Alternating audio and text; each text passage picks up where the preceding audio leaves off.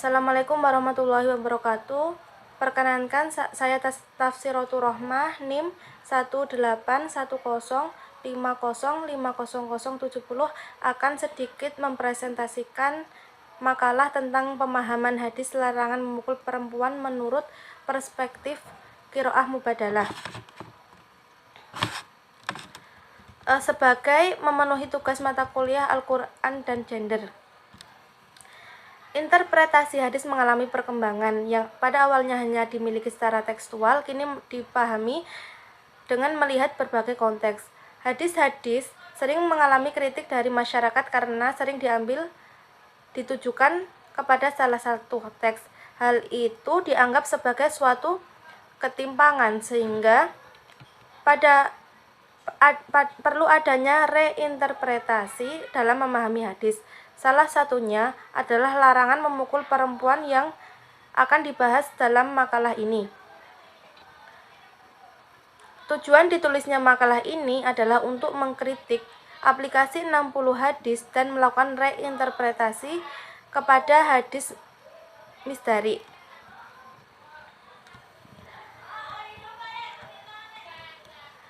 Yang pertama yaitu membahas tentang sindiran keras kepada pasangan yang suka memukul. Diriwayatkan dari hadis Bukhari nomor 5259 tentang sindiran keras kepada suami tukang pukul. Yang kemudian hadis tersebut juga dapat ditemui di versi aplikasi lain. Misalnya dari versi Mausu'ah, hadis tersebut dapat ditemui di Kitab Sahih Muslim nomor 5095, dari Sunan Tirmizi nomor 3266, dari Sunan Ibnu Majah 1973, Sunan Ad-Darimi 2123 dan seterusnya. Mengenai jarh wa ta'dilnya, Abdul bin Zam'ah tersebut merupakan kalangan sahabat yang semasa hidupnya berada di Madinah dan wafatnya pada 35 Hijriyah. Mengenai komentar dari ulama, yaitu dari Ibnu Hajar al-Asqalani mengatakan bahwa beliau yaitu sahabat, dan dari Zahabi juga mengatakan sahabat. Mengenai penjelasan hadis di atas, yaitu hadis ini dikatakan menjadi sindiran telak bagi para suami yang suka memukul istrinya, padahal ia masih sering menggaulinya. Dasar dari pernikahan adalah kebahagiaan dan kepercayaan. Tidak memukul istri, tindakan memukul istri akan mengakibatkan gangguan pada kondisi mental dan fisiknya. Bukankah merupakan fenomena yang amat memalukan ketika seorang suami yang memukul istrinya lalu menggaulinya setelahnya? Terdapat beberapa kalangan yang meyakini kebolehan untuk memukul istrinya. Argumen ini diambil dari Al-Quran surat An-Nisa ayat 34, yang mana artinya, para perempuan yang kamu khawatirkan durhaka, hendaknya kamu menasihati mereka, meninggalkan mereka di tempat tidur dan memukul mereka. Ayat tersebut memberikan gambaran mengenai pola relasi rumah tangga Islam yang membolehkan suami memukul istrinya. Relasi tersebut, relasi antara makna hadis dengan ayat Al-Quran bukan berarti bertolak belakang, hanya saja hadis tersebut menjadi sindiran dan pengingat agar makna kebolehan dalam An-Nisa tersebut tidak disalahgunakan. Jadi, kebolehan memukul kepada istri itu sebenarnya boleh dilakukan, akan tetapi dengan ketentuan-ketentuan yang berlaku.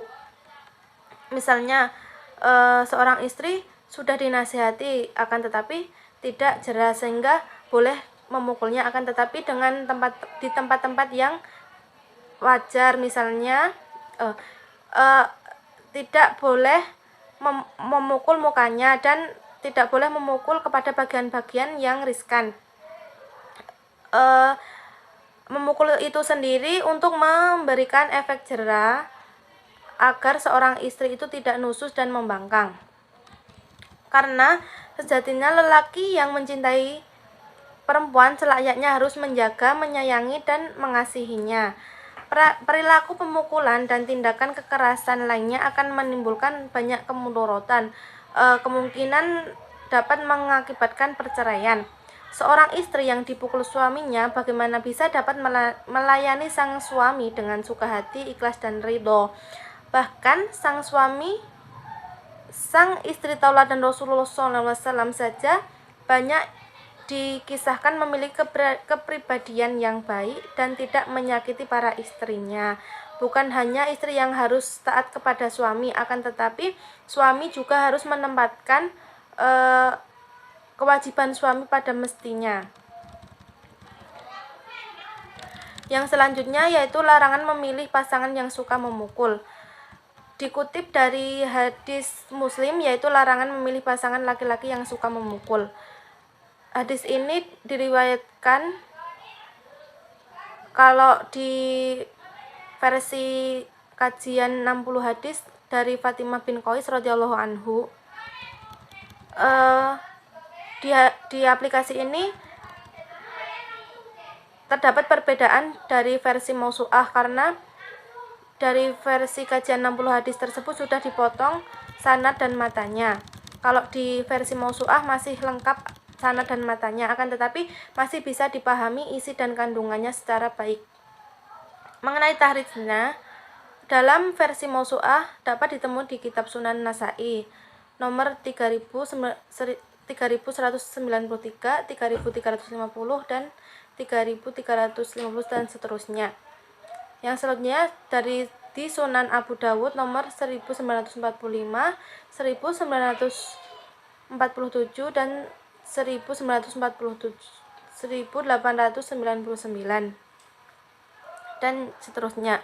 Mengenai jarwa ta'dilnya, karena yang dicantumkan dalam hadis tersebut terdapat satu rawi, maka Fatimah binti Qais tersebut merupakan kalangan sahabat yang semasa hidupnya di Madinah, dan menurut komentar para ulama beliau merupakan sahabiyah. Mengenai penjelasan dari hadis tersebut yaitu hadis ini berisikan anjuran Rasulullah SAW agar tidak memilih laki-laki yang biasa memukul perempuan. Hati perempuan lebih lembut dan mudah sakit ketimbang laki-laki.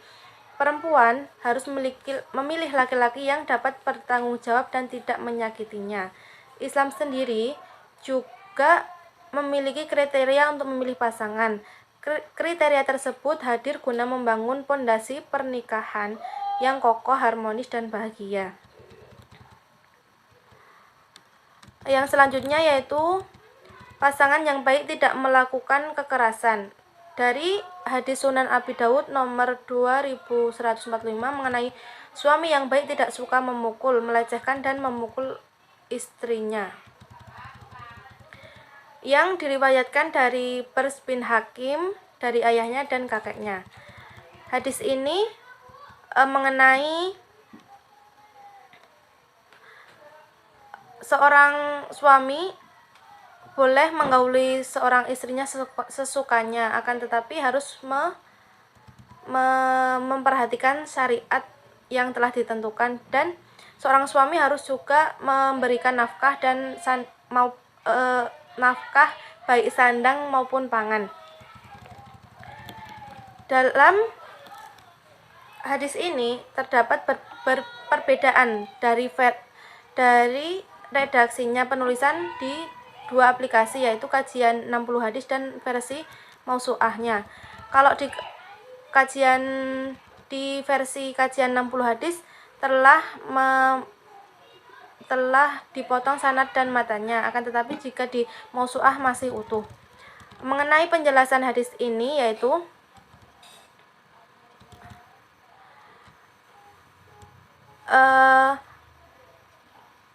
hadis ini adalah gambaran suami yang memiliki kepribadian yang baik dan bertanggung jawab, yaitu dengan tidak melecehkan dan memukul istrinya. Seorang suami juga boleh menggauli istrinya, tetapi harus melalui syariat yang ada, misalnya tidak mendatangi istrinya ketika haid atau melalui anusnya.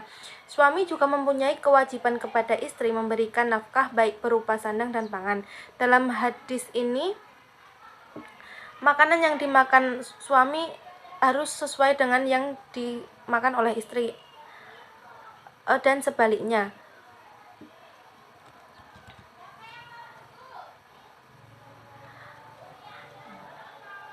Seorang suami juga tidak diperkenankan berbuat buruk kepada istri, baik merendahkan maupun mengolok-olok wajahnya, karena setiap makhluk Allah Subhanahu wa taala yang berada di dunia ini tidak ada yang sempurna. Seorang suami juga tidak boleh menghina atau berkata keji kepada istrinya, terlebih lagi memukulnya, karena Rasulullah SAW mengajarkan kepada umatnya untuk berbuat baik kepada istrinya. Yang selanjutnya yaitu larangan memukul pasangan yang berlisan buruk, yang dikutip dari hadis Abu Dawud nomor 142, yaitu larangan memukul istri sekalipun lisannya kasar, yang di sini diriwayatkan dari Lakid bin Sabroh radhiyallahu anhu.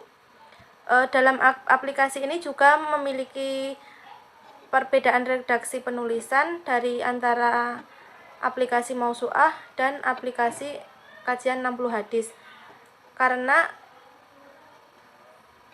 di aplikasi kajian 60 hadis tersebut sudah dipotong sanad dan rawinya.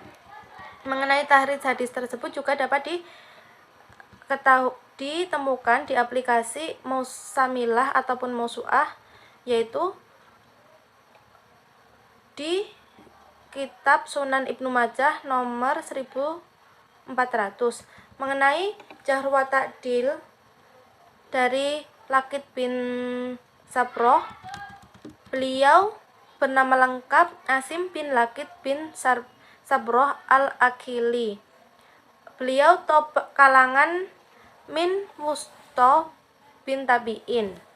Mengenai kritik ulama, yaitu tikoh menurut Ibnu Hajar, dan menurut Ibnu Az-Zahabi juga sikoh. Berdasarkan tahrij hadis dan juga melihat hasil rekapan pencarian rijal tersebut, maka hadis tersebut dihukumi sahih dan dapat diterima, karena hadis tersebut marfu, tersambung sanadnya sampai Rasulullah SAW. Yang terakhir yaitu kekerasan rumah tangga dalam perspektif qiraah mubadalah.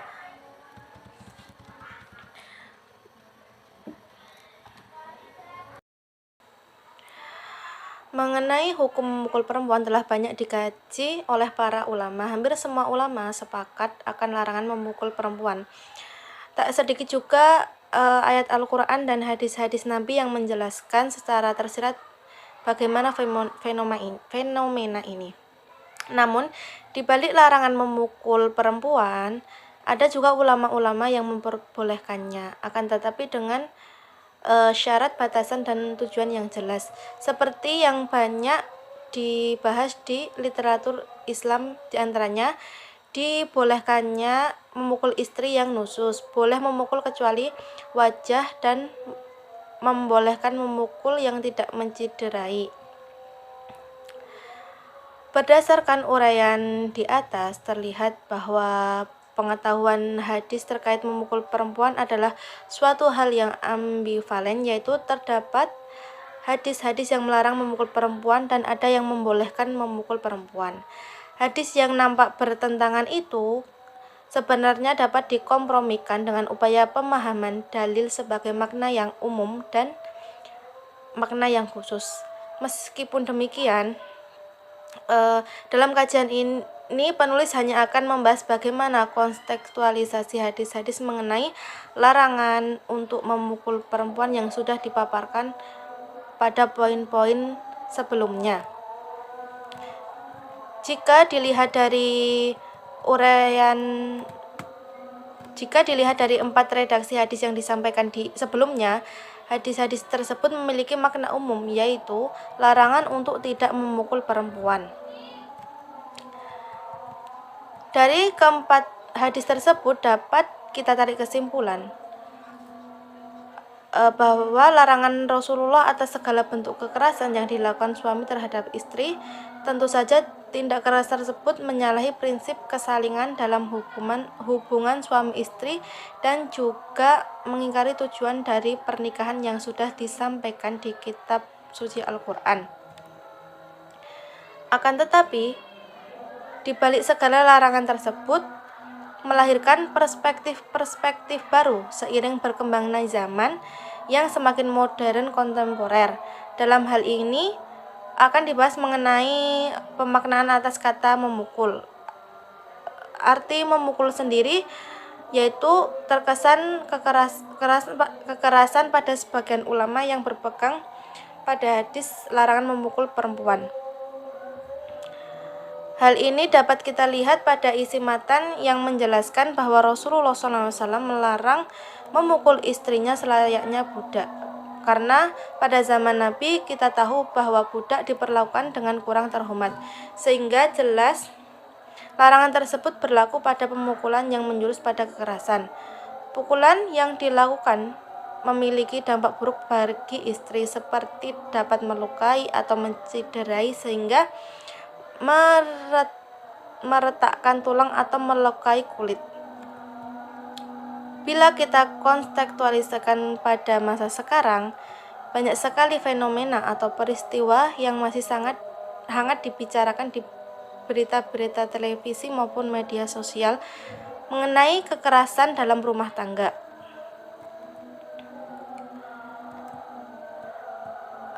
Lalu bagaimana relasi ideal antara suami istri agar tidak timbul pemukulan atau kekerasan? Ada beberapa jawaban dari pertanyaan tersebut.